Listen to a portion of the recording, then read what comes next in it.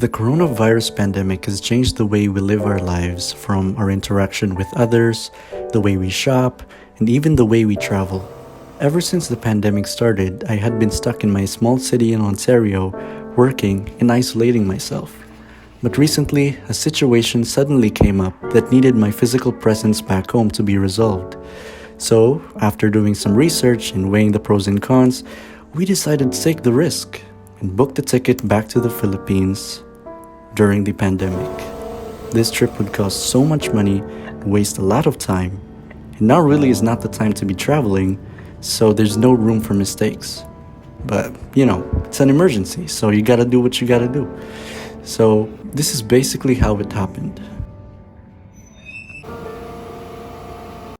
So we wanted to go home as early as January the 15th because the flights were cheaper and it was sooner.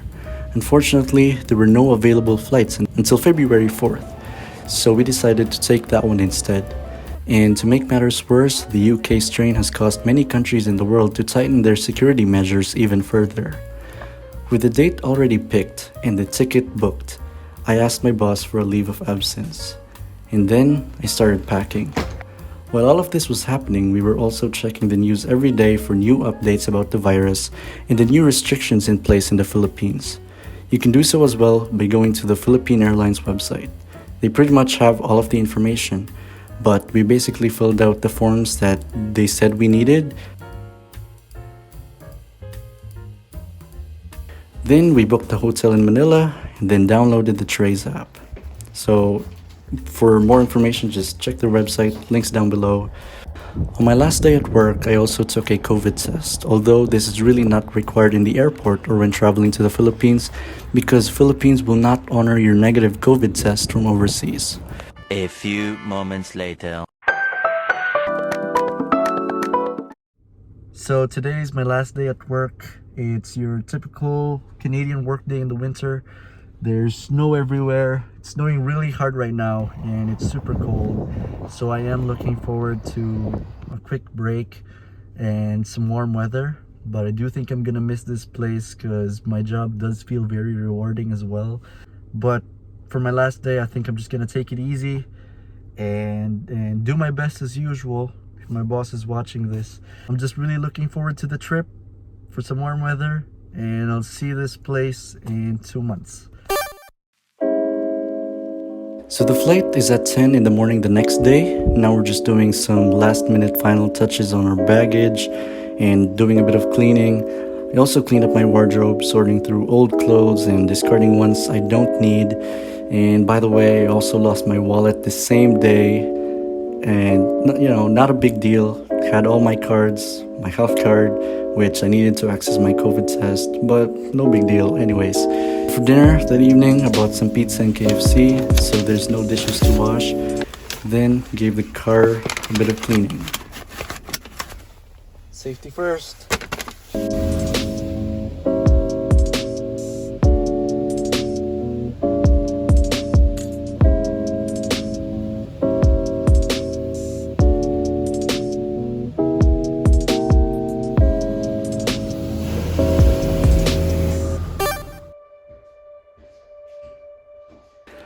So this is it. I feel slightly nervous but also excited. Really can't mess anything up. Check-in was around 6 a.m. so we needed to be there really early. We left at 12 midnight from Kingston and got to Toronto at around 3:30 a.m. We went early just to give us some time in case anything unpredictable happens, like a crash in the highway or bad weather. And we're on our way.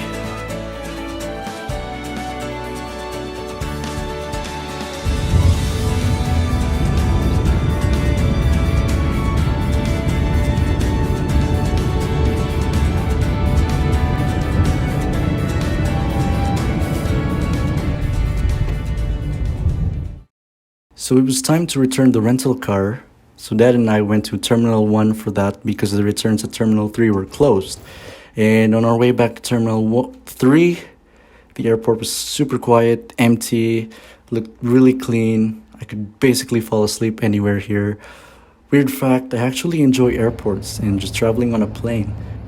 And I like airplane food too. I don't know why. If you feel the same way, comment down below. And anyways, we took a train to Terminal 3. As you can see, I'm wearing a face mask and a face shield because Philippine Airlines requires you to wear one. For your safety, pour raison de...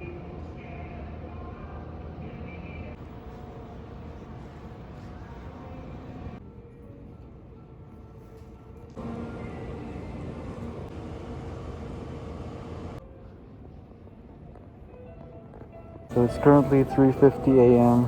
The airport's super quiet. There's a couple of people.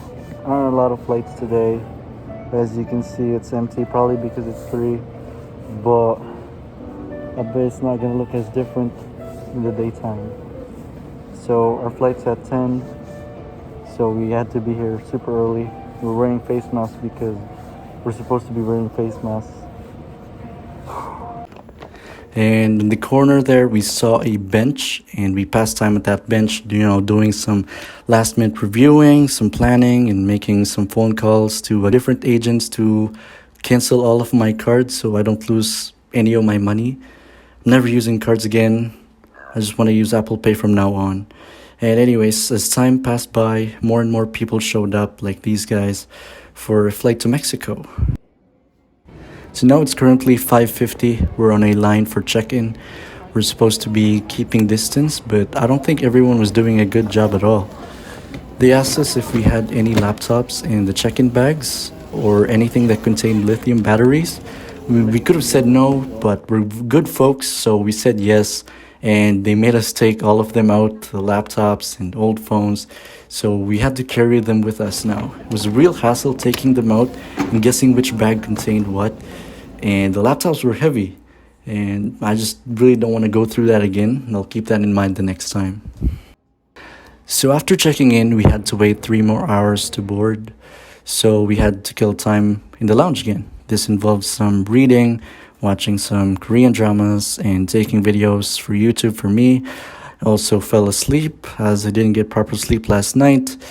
And just before lining up for boarding, I changed my mask to an N95 one for extra protection. Really not required, but it wouldn't hurt to be extra careful. A few moments later.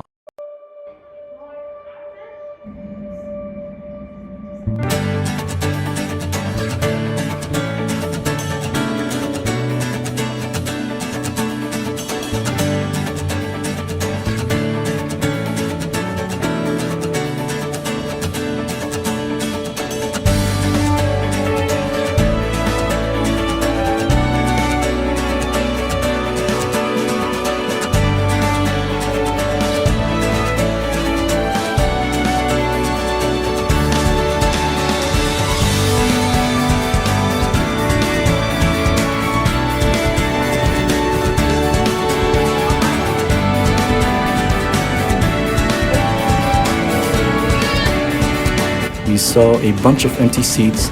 The flight wasn't empty, it just had less people than usual, so there were empty rows. And we saw other people taking advantage of this and transferring seats, so I did so too. But I did so after asking for permission from a flight attendant, just because I didn't want to be in trouble. And apparently seating is important for contact tracing. And I think I behaved myself for most of the flight, and try to be polite and patient because I know the crew is having a hard time as well.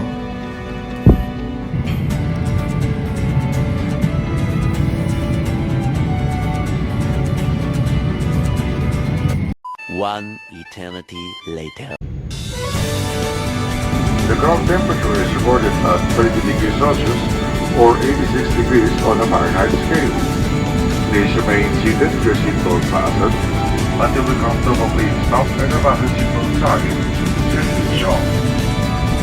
During the training, passengers in the forward section of the aircraft shout the gate first. Vector flight in the heart of the Filipino. Mabuhay at maraming salamat.